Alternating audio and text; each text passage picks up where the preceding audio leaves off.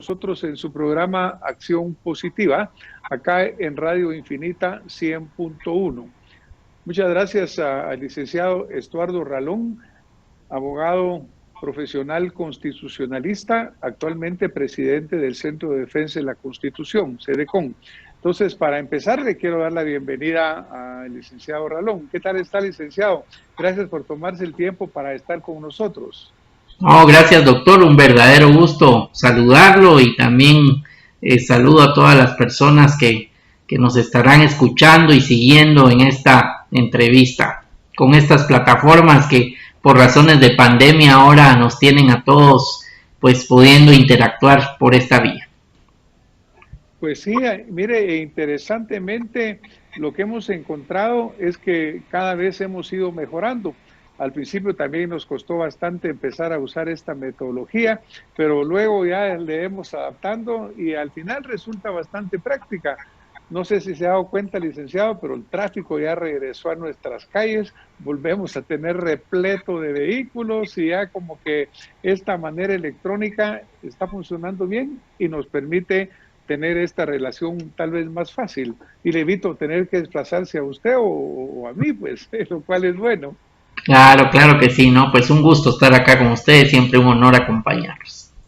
Gracias, licenciado. Por ejemplo, hoy, martes, pero el día de ayer fue el día 12 de octubre, que recuérdese que es el día de Cristóbal Colón, se le llama en algunos lados, se le llamaba el Día de la Hispanidad, del descubrimiento de América, pero todo esto ha ido cambiando, actualmente se le llama el Día de la Unidad, pero realmente es cuando dos culturas llegaron a conocerse o empezaron a conocerse, una cultura europea hispánica con nuestras culturas indígenas, pues más de 500 años ya de ello, así que el 12 de octubre es una fecha que sigue siendo importante porque fue cambios trascendentales que con todos estos cambios que se han dado políticos, culturales, ha venido cambiando su propia forma de llamarse o de cómo se representa.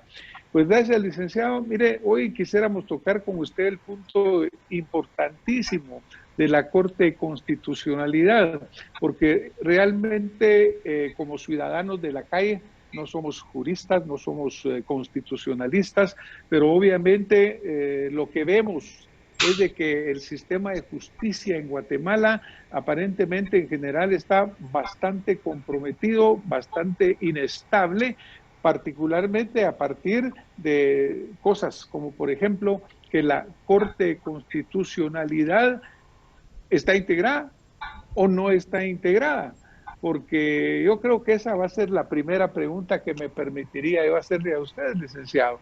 La Corte de Constitucionalidad a esta fecha está integrada y por lo tanto funciona legítimamente o no. Pues muchas gracias por la pregunta. La Corte de Constitucionalidad no está debidamente integrada como ordena la Constitución. Nuestra Constitución establece que deben ser 10 miembros, 5 titulares y 5 suplentes. En esta ocasión, la Corte de Constitucionalidad tiene en funciones solo 7 magistrados. Dentro de estos magistrados tiene 3 titulares y 4 suplentes.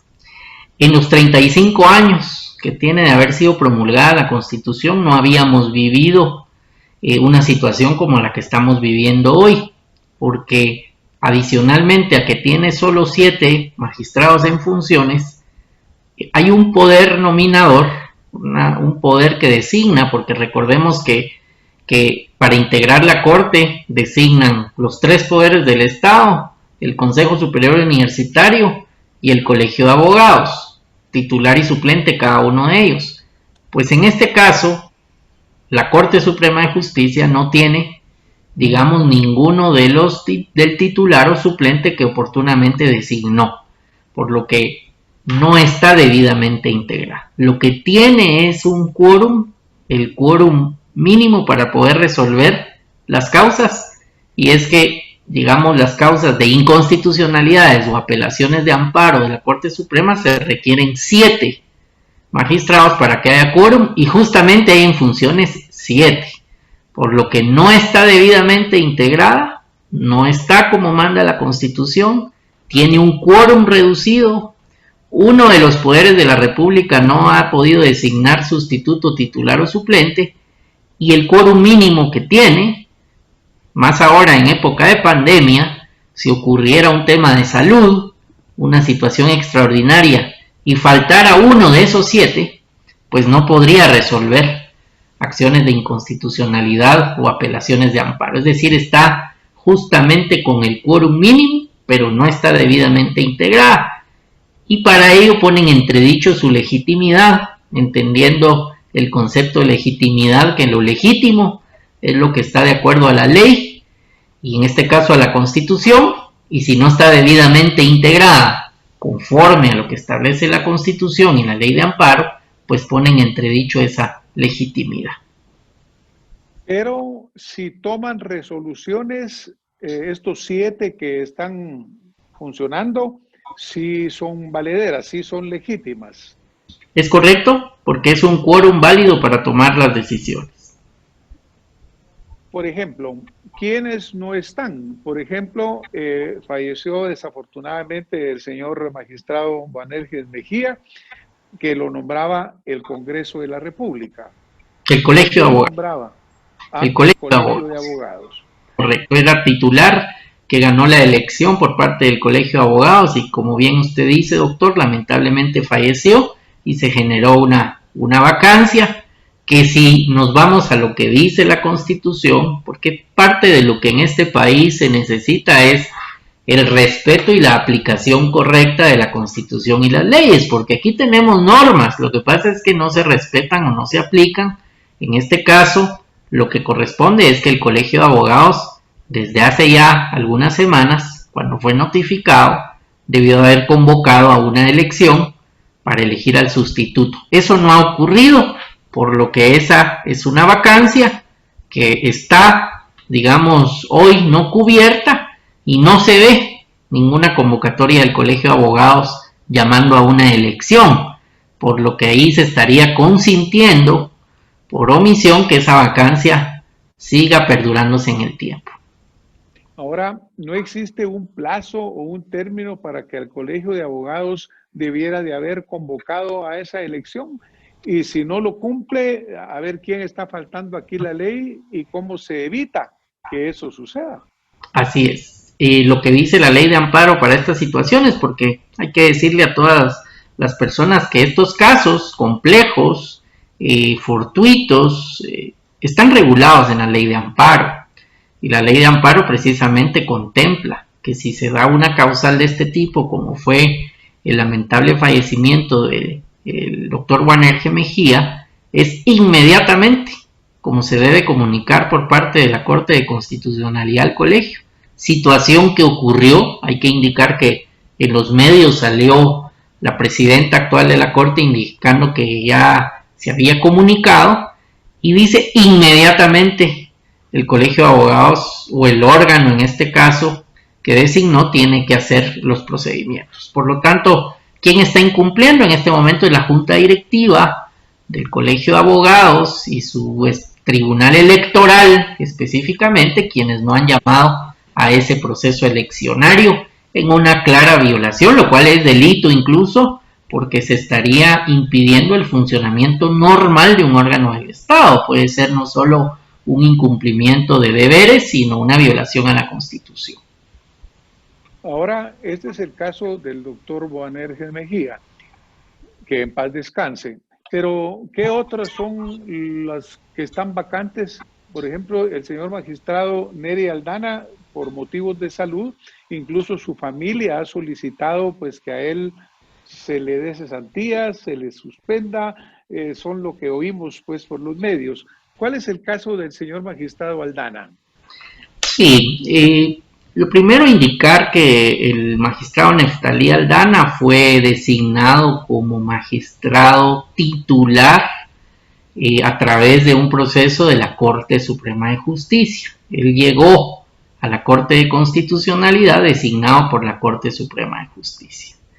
Se supo que ha tenido 2 eventos conocidos coloquialmente o informalmente como derrames cerebrales, y estos dos eventos de derrames cerebrales, según trascendió en medios, generó que la esposa y los hijos mandaran una serie de certificados médicos con una solicitud pidiendo que ya no se le den licencias, ya no se le den permisos, sino que se le declare definitivamente suspendido y en consecuencia cesado de su cargo de magistrado, porque el estrés, la perturbación podría ser incluso fatal a su vida o complicarle en su salud.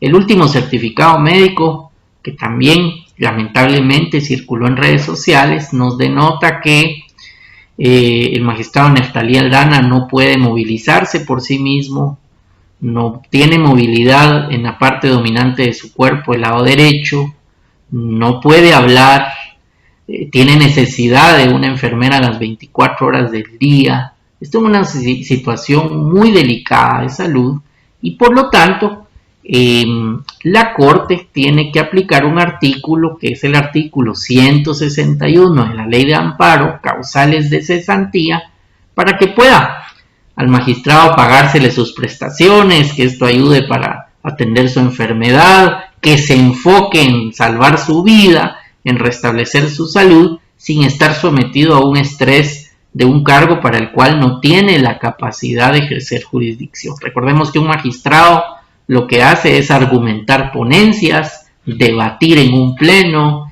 escribir un voto razonado. Esta función jurisdiccional es evidente que clínica y médicamente con el certificado, uno de los neurólogos más conocidos de Guatemala ha denotado que no lo tiene, por lo que se está demorando la Corte. Eso afecta a la familia, afecta al magistrado y uno esperaría que se declare la suspensión y en consecuencia la cesantía y se notifique a la Corte Suprema para que designe un sustituto. Eso no ha ocurrido. Hemos visto pronunciamientos de 3 magistrados que firmaron una nota que dijeron no conoceremos ningún tema hasta que no se declare esta cesantía por razones humanitarias, éticas y jurídicas. Esa es la situación compleja. Debo decir que lamento mucho lo que está pasando el magistrado, me solidarizo con la familia que ha de estar pasando momentos muy difíciles y como presidente de SEDECON aprovecho esa pregunta para mandar un mensaje a la Corte de Constitucionalidad para que de manera apegada a la ley de amparo, a las razones humanitarias, a las razones éticas se pueda declarar la suspensión y cesantía en forma inmediata para que no se traiga un sufrimiento innecesario adicional al cuadro clínico del magistrado. Muchas gracias, licenciado. Estamos con el licenciado Estuardo Ralón, presidente de SEDECOM y abogado constitucionalista. Licenciado, nosotros también nos unimos y nos solidarizamos con la familia del señor magistrado Neftalí Aldana. Son momentos muy difíciles, obviamente, en los cuales hay todo tipo de presiones, particularmente familiares y emotivas. Así que deseamos su recuperación y obviamente también pues que la Corte de Constitucionalidad actúe en el procedimiento adecuado para declarar la cesantía del señor magistrado. Pero esto todavía nos coloca con que falta otro magistrado. ¿Qué fue o qué sucedió en el proceso del licenciado Conrado Reyes, quien, recuerdo, fue nominado por parte de la Corte Suprema de Justicia? Y pues no se le dio posesión por diferentes situaciones legales. ¿Nos podría recordar qué fue lo que pasó en el caso del señor licenciado Conrado Reyes? Sí, agradezco la pregunta, excelente, porque mucho se habla de la necesidad que se integren nuestras cortes como manda la Constitución. Y hace más de 2 años lo que ocurre es que la magistrada suplente designada por la Corte Suprema de Justicia en el máximo tribunal constitucional era la actual fiscal general de la República, la licenciada Consuelo Porras. Ella renunció como magistrada suplente de la CC y fue a asumir el cargo al ser designada fiscal, por lo que desde hace más de 2 años la Corte de Constitucionalidad no ha llenado esa vacancia. O sea, aquí no estamos hablando de unos días, de unas semanas, no estamos hablando de un año, estamos hablando de más de 2 años. ¿Qué ocurrió? Que en ese mismo proceso, donde había participado el magistrado Neftalí Aldana y la magistrada Consuelo Porras, que los llevaron a ser electos en la Corte de Constitucionalidad, había un listado de personas que habían presentado su papelería a su concurso de oposición a ser magistrados. No habían sido designados, pero ante esa vacancia se toma uno de esos nombres, el magistrado Raúl Romero. El magistrado Raúl Romero declina y dice que no acepta la designación, y entonces la Corte designa al magistrado Conrado Reyes y se le impide tomar posesión. La Fundación Mirna Mac y otros impugnaron su designación, argumentando que en los medios de comunicación constaban hechos o señalamientos en su contra, y por lo tanto se declaró la suspensión de esa designación. Se tardó más de 2 años la Corte de Constitucionalidad en resolver, y hace pocos días resuelve el amparo denegando la designación del licenciado Conrado Reyes. Así que estuvo más de 2 años en trámite y finalmente se le dijo que no, y la Corte Suprema no ha podido designar al sustituto, al suplente, porque no ha notificado la resolución la Corte de Constitucionalidad. Es decir, además de que se tardó más de 2 años, la notificación de la resolución ejecutoriada de que no puede ser magistrado no ha llegado a la Corte Suprema de Justicia, y por lo tanto no se puede llenar la vacancia. De esa cuenta, digamos, si integramos los 3 casos, podemos decir que el máximo tribunal constitucional del país tiene más de 2 años de no estar debidamente integrado como manda la Constitución. Han habido 3 eventos digamos, uno, este último que mencionamos del licenciado Conrado Reyes, no se le impidió tomar posesión, pero no se puede nombrar a su sustituto hasta que la Corte no notifique oficialmente a la Corte Suprema. En el caso del magistrado Neftalí Aldana, su enfermedad evidente, un cuadro clínico gravísimo, pero la Corte no resuelve su situación. Y en el caso de la muerte del magistrado Guanerge Mejía, la Corte sí notifica al Colegio de Abogados que convoque a la elección, pero el colegio no convoca.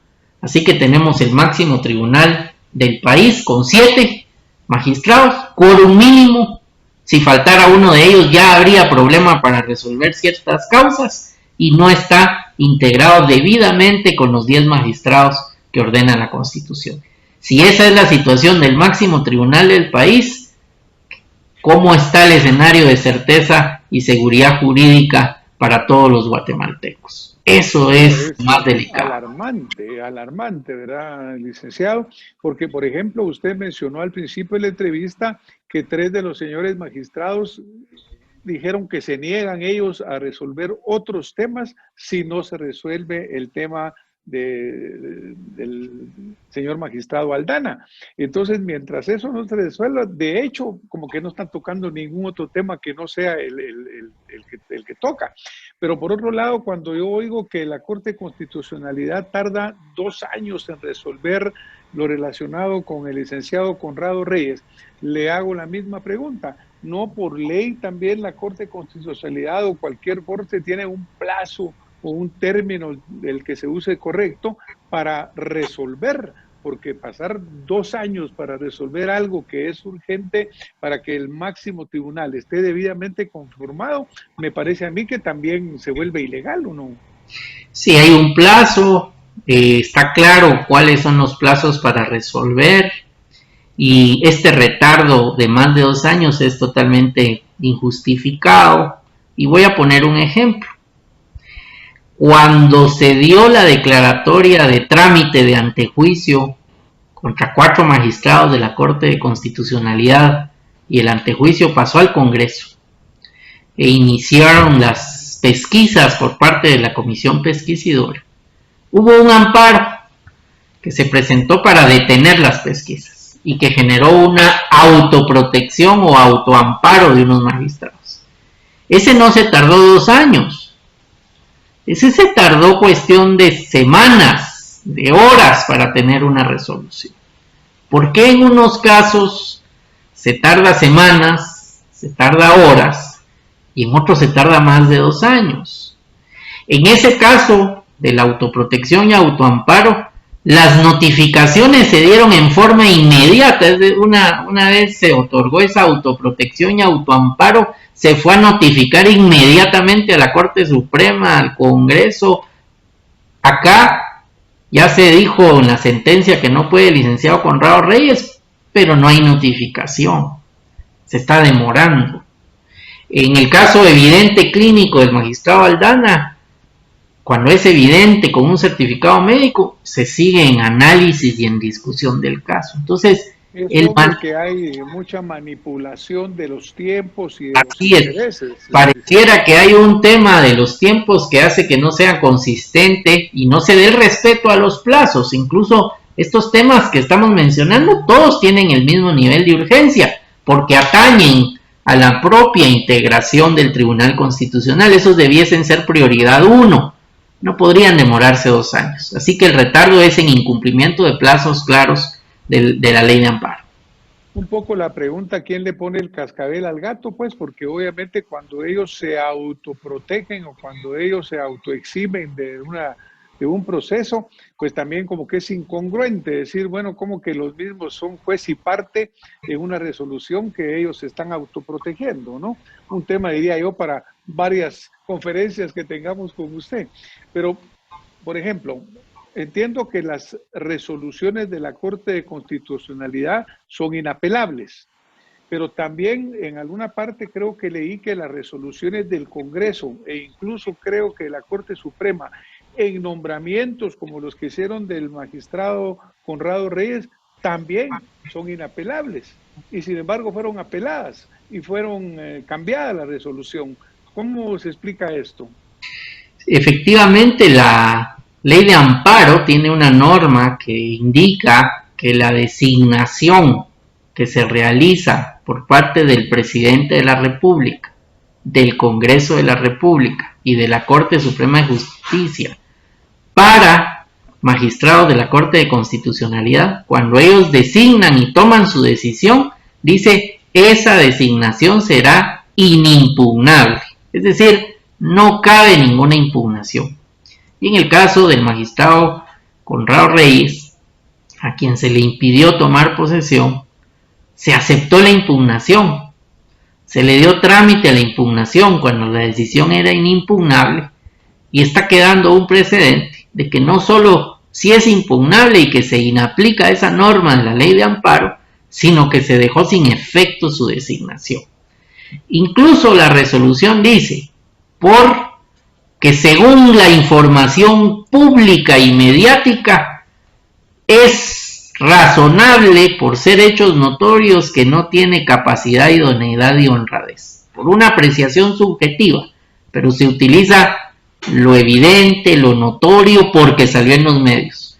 Yo me pregunto en el caso del magistrado Neftalí Aldana, si la familia, la esposa y los hijos enviaron una carta, si acompañaron un certificado médico de uno de los principales neurólogos del país, no es evidente, no es notorio, no debería de resolverse con urgencia. Esas son las inconsistencias que generan incertidumbre.